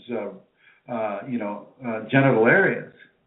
All of a sudden, you are too, she's giving you so much libido that there's no, you couldn't stop yourself even if you tried. Okay, so that, we have to understand things from a Kundalini perspective first when we're dealing with Kundalini-induced phenomena. Now, if you're a Roman Catholic priest and that that is there, or you're somebody in the Hindu form of Sanatana, say, oh, you're wearing the orange robes, you can't have sex, or you're a Catholic priest, therefore you cannot have sex. That's your choice to join those orders, to join those organizations, and of course that you will play by those rules. Now they will advertise and tout their rules as being, oh no, I'm giving my sex to God, or oh no, I'm wearing the orange robes, I can't have sex at all, or oh no, I'm a Tibetan Lama and I can't have sex at all, even though we'll secretly procreate on the side. There's all kinds of manifestations of enforced celibacy on different vectors of society and the different cultures that inhabit this world. Within the Kundalini, however, you just give to the Kundalini what it wants. You give and you surrender to the Kundalini. If it wants you to be celibate, you won't be able to have sex. If it doesn't want you to be celibate, then you won't be able to not have sex. Now, these are the extremes. If you start feeling the genital fluidic ascendancy, you'll feel the ovaries will start vibrating, and you'll feel energies being pulled into the spinal cord. If you're a man, the testicles will start vibrating and moving, and you'll feel like a pumping through the prostate into the spinal cord. These the Kundalinis are doing for you in order to aid its transformation of itself within your spinal fluid, which changes the quality of the spinal fluid. It's like enlightening the spinal fluid, and that spinal fluid in turn begins to nourish the nervous system, which in turn begins to nourish many of the other systems in the body. You understand? And so within those qualities, within those understandings, it's very important for you to just pay attention to what the Kundalini wants you to do. Celibacy is great. Having a libido is great, and expressing that libido is great. There is no one way for everybody. Kundalini knows your karma. It knows why you're here. It knows what it needs to do in order to change you to the degree that you can have and hold at this time in your refinement process or your Kundalini awakening process. It knows what it needs to do. You just need to pay attention to that knowledge. Next question, my dear Santara.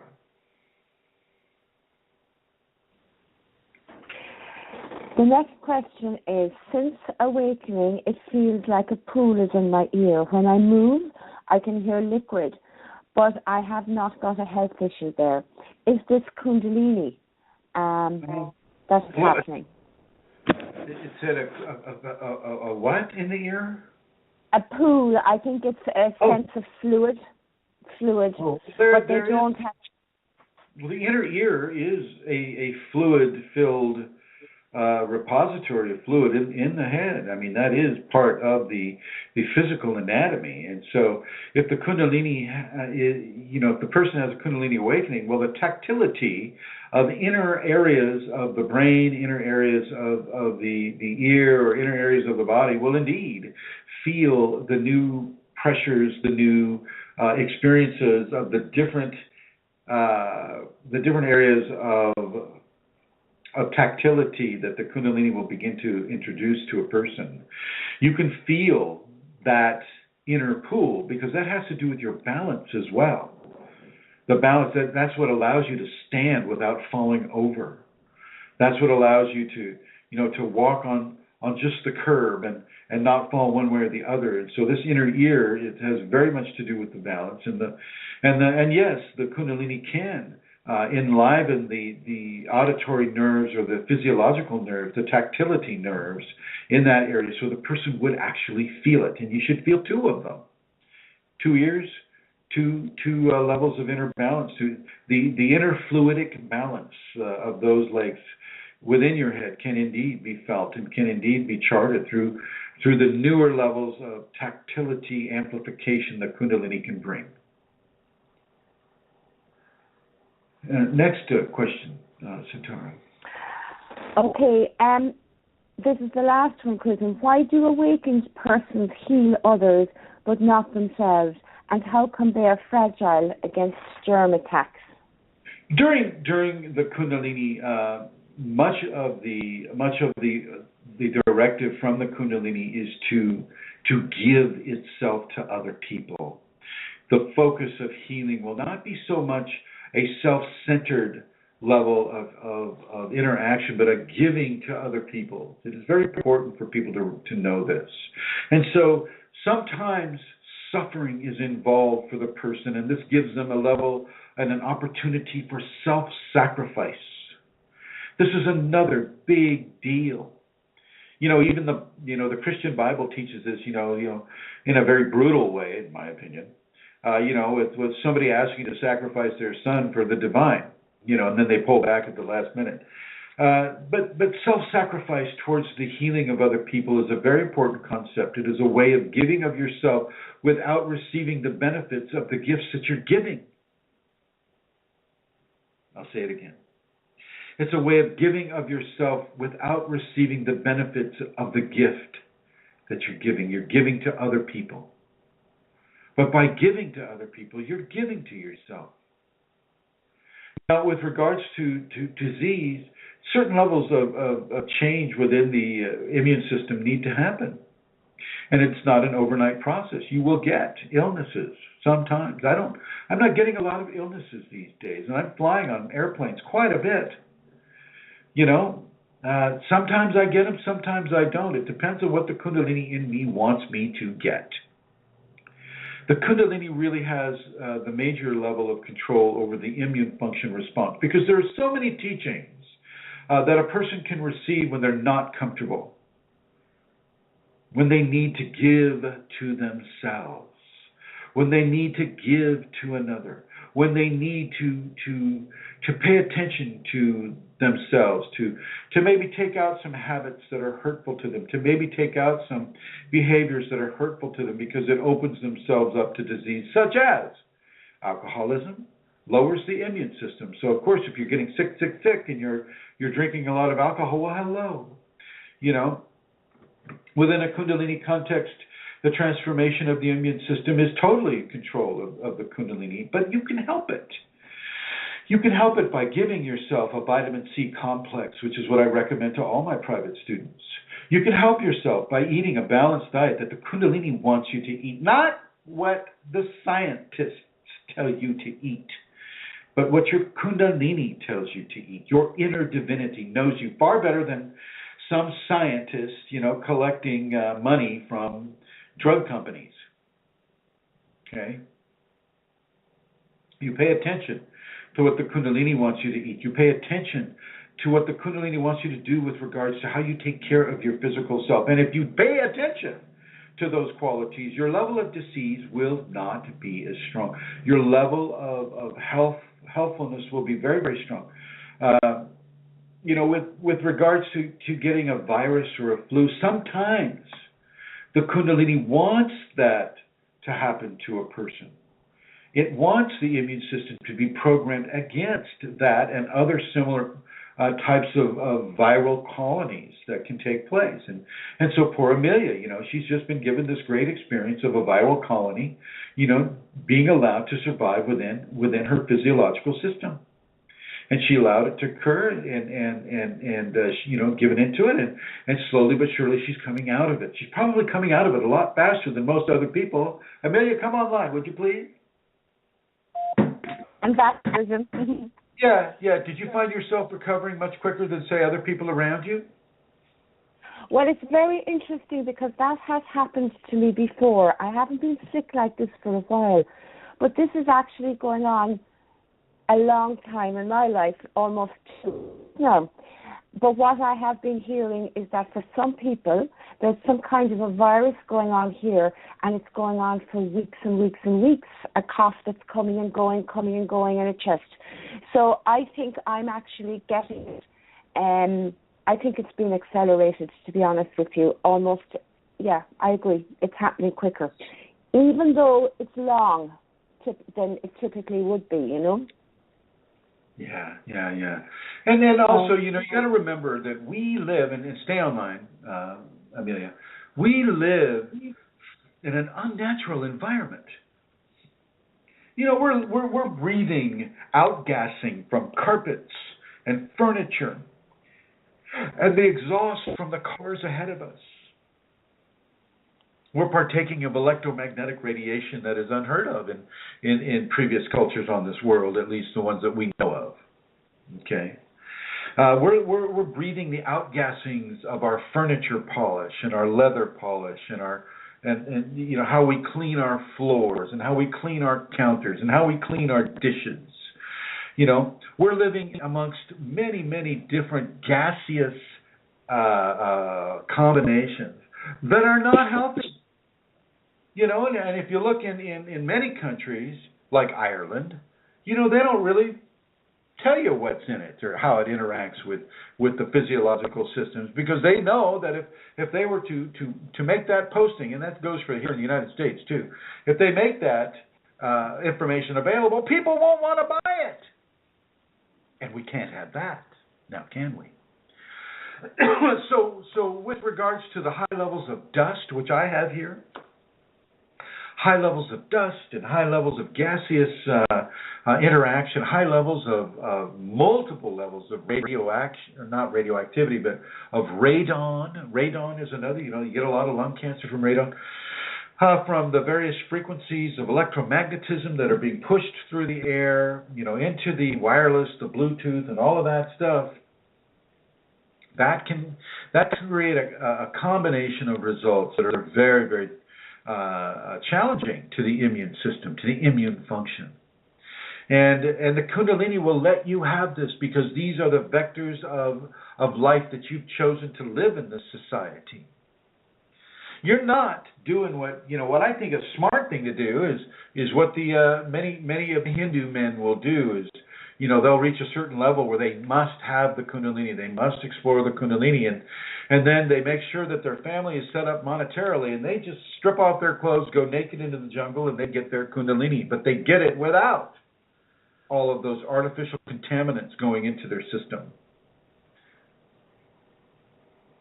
I'm not saying that everybody should do that. Perhaps Amelia should do that, but not everybody should do that. So it's you got to take the big picture here. A typical house in our civilization is wired with electricity. So basically, you're living inside of a spark cage. Or you're living inside of flowing electromagnetic fields. And then, because the houses are also plumbed with pipes that water is running through, metal pipes with water running through it, well, those electromagnetic fields are also amplified by that. Okay? We're living within levels of toxic chemicals, toxic dust particles, your rug fuzzies. Those eventually will break up into very small particles, and they're airborne, and you breathe those in. And unless you're buying organic soap and you know exactly what that soap is, you're also bathing in levels of a chemical soup that you have no idea what is creating. You're opening your pores with the hot water that's going, upon them from the shower. And you're bringing that into your system too. And so your immune system is constantly in a level of stress. Constantly. And the fact that I hardly ever get sick, and the fact that Centaur hardly ever gets sick is a compliment to the Kundalini. And the fact that sometimes you do is also a compliment to the Kundalini, because it's telling you that, hey, look, at how you're living. Look at what you're living in. What are you doing? And when you use that surfactant on your clothing, forget about what you're doing to the environment, which is horrible. What are you doing to your skin environment when you wear those clothes? What are you doing when you spray that counter cleanser on your food preparation areas? Because the big word on the cover of the spray bottle is disinfectant.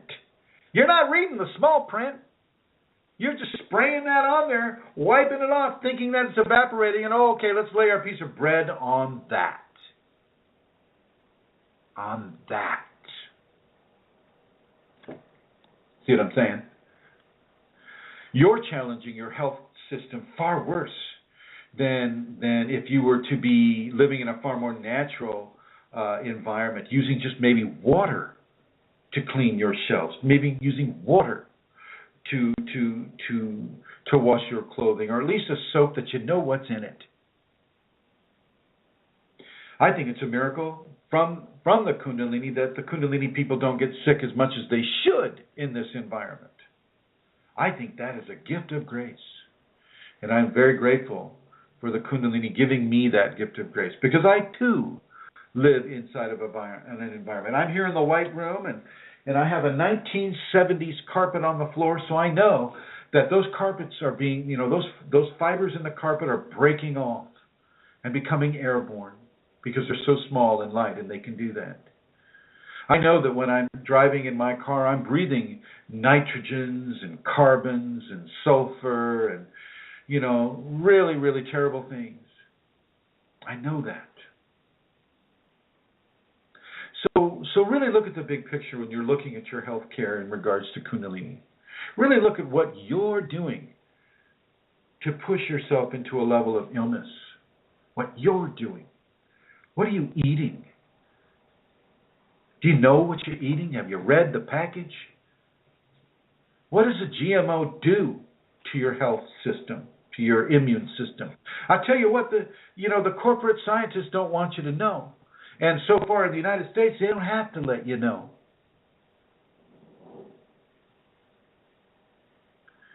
Probably the same in Europe.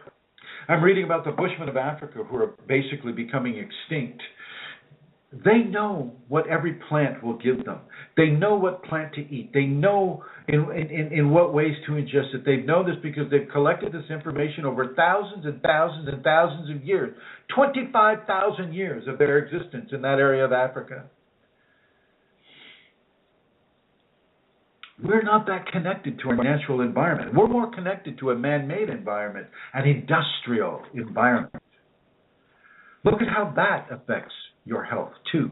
And then when you add all of that arithmetic together and you look at what that is producing within your immune system, it's a tremendous challenge to the immune system. And God bless the Kundalini for keeping us as healthy as it does. And God bless all of you for listening to this program. Even James, who is coming on here and trying to disrupt us. Blessings to him.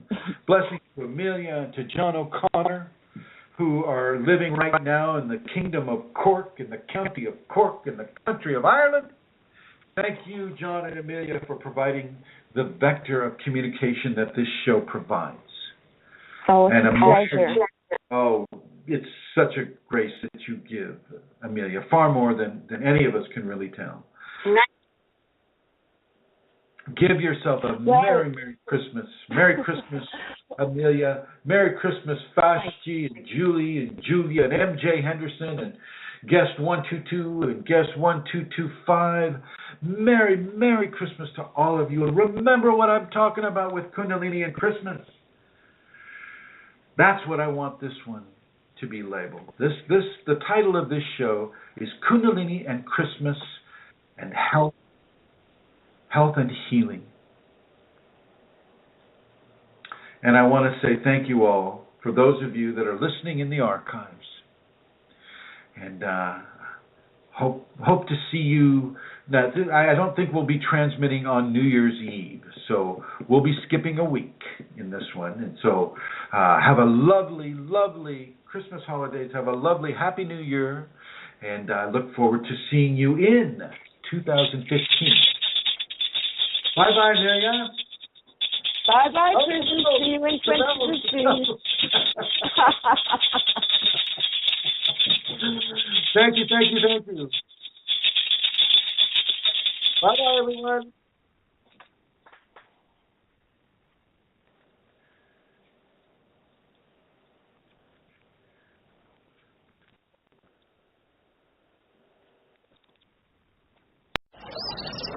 Naturtrüb und erfrischend fruchtig. Richtig lecker. Krombacher Radler Naturtrüb. Der kräftige Radlergenuss aus naturtrübem Krombacher Kellerbier und fruchtiger Zitronenlimonade. Erfrischend fruchtig und weniger süß im Geschmack. Krombacher Radler Naturtrüb. Probieren Sie es selbst.